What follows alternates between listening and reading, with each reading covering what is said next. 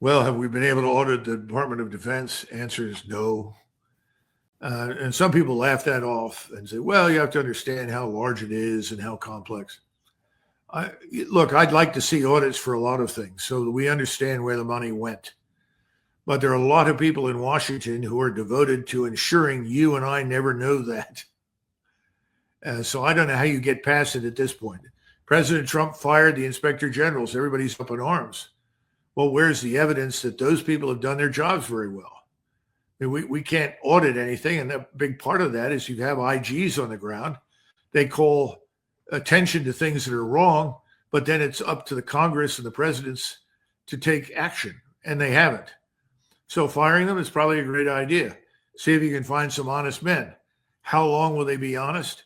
I mean, there's this wonderful film called Boiler Room. I don't know if you've ever seen it, but it's about the stock market in New York City. And this is about a stock firm that is a sort of a Bernie Madoff operation. The whole thing is a lie and a scandal and a scam. And this new member of the stock exchange walks up and says, well, who's that up there? He said, well, that's the guy from the Securities and Exchange Commission. And he said, well, don't we have to run this by him? He said, oh, forget him. He's an idiot. We feed him whatever we want. He's meaningless. Ignore him. Okay. I think that's where we've been for a long time.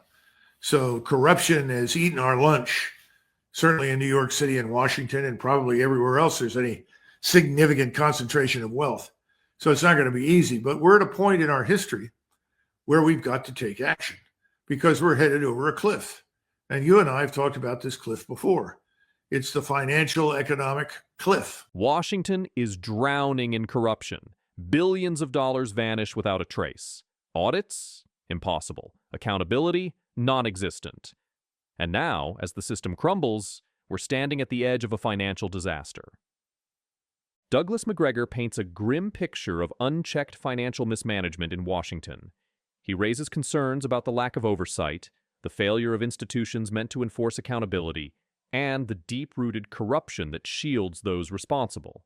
His comparison to financial scandals like Boiler Room underscores the systemic rot, warning that if action isn't taken, the entire system could collapse. As we shift from the analysis of Douglas Macgregor's perspective, we now turn our attention to one of the most critical aspects of the ongoing conflict: the battle for resources. This war is no longer just about territorial control or political dominance. It is now a struggle over Ukraine's vast mineral wealth, a factor that has drawn in major global players, including China. As Russia advances towards Kostyantynivka, the competition for Ukraine's natural resources is intensifying, with geopolitical implications that could reshape the balance of power in Europe and beyond. The significance of Ukraine's mineral resources has become increasingly apparent in recent weeks. Just days ago, the United States sent a representative to negotiate an agreement granting American companies rights to a significant portion of Ukraine's mineral wealth. However, during the Munich Security Conference, President Zelensky refused to sign the deal. This unexpected rejection raised eyebrows in Washington, as it suggested deeper strategic calculations at play.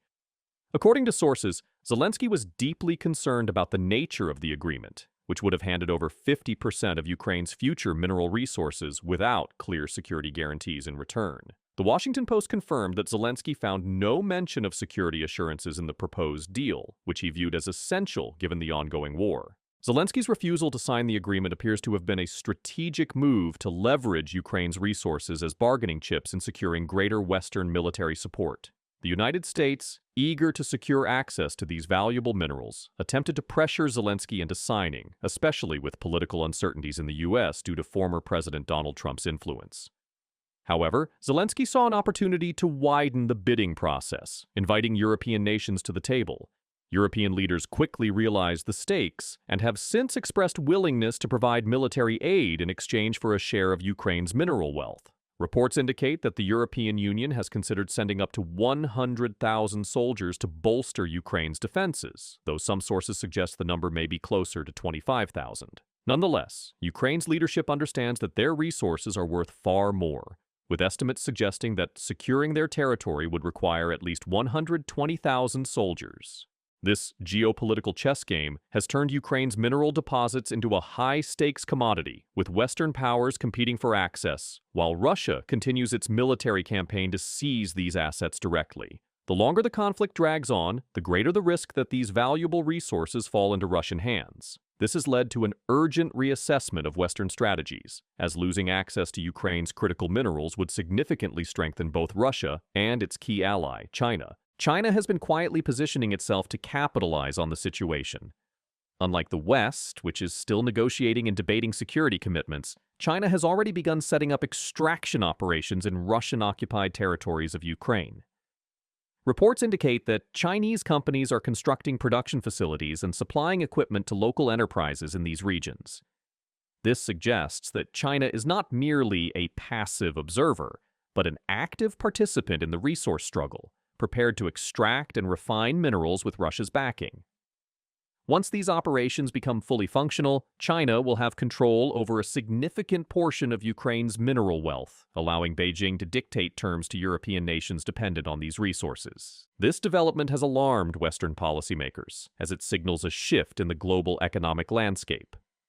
If China secures access to these resources, it will not only strengthen its economic ties with Russia, but also gain a dominant position in critical supply chains that Europe relies on. This scenario has pushed Western leaders to accelerate their efforts to counter China's growing influence in Ukraine. Meanwhile, on the battlefield, Russian forces continue to push westward. The latest reports indicate that Russian troops have advanced closer to Kostiantynivka, a strategically important town that could serve as a gateway to further territorial gains. The fighting in this region has been intense, with Ukrainian forces mounting fierce resistance to slow the Russian advance. Despite suffering heavy casualties, Russian forces appear determined to capture Kostiantynivka, further consolidating their hold over eastern Ukraine.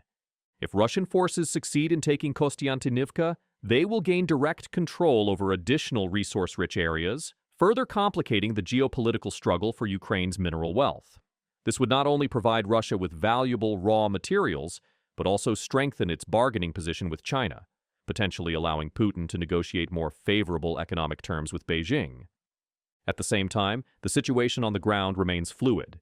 Ukrainian counterattacks have managed to inflict significant damage on Russian supply lines, slowing their momentum. The use of FPV drones and precision-guided artillery strikes has disrupted Russian logistics, preventing them from fully consolidating their gains. However, the sheer scale of Russian forces and their willingness to sustain heavy losses suggest that the battle for Kostiantynivka is far from over. In the southern sector, Russian forces are reportedly close to completing the capture of Yamka, the last major settlement before the village of Tarko.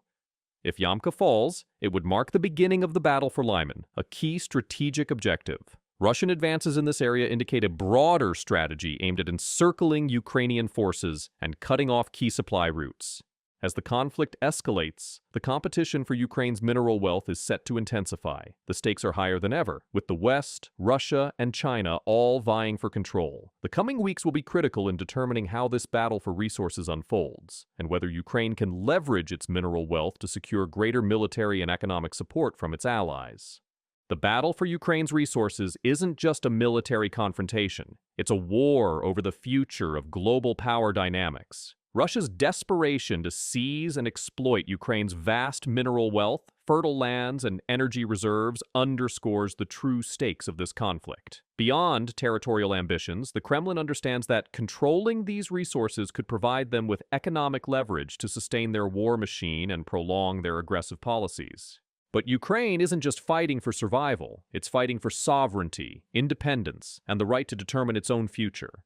The resilience of Ukrainian forces, combined with strategic Western support, has made it clear that Putin's ambitions won't go unchallenged. However, time is of the essence. While Ukraine has successfully defended key regions, the war remains a brutal battle of attrition, and continued international support is critical. The involvement of China, quietly backing Russia by buying its discounted oil and possibly supplying critical components for weapons production, further complicates the equation. As the West tightens sanctions and provides military aid, China's economic assistance to Moscow could prolong the conflict, giving Russia the resources it needs to keep fighting. This geopolitical chess game isn't just about Ukraine, it's about shaping the global order for decades to come. So, what happens next? Will the West step up its support to ensure Ukraine not only survives but prevails? Will China continue to back Russia at the risk of international sanctions? And, most importantly, can Ukraine's strategic advantages, including precision strikes on Russian supply lines and a highly motivated fighting force, turn the tide permanently? One thing is certain.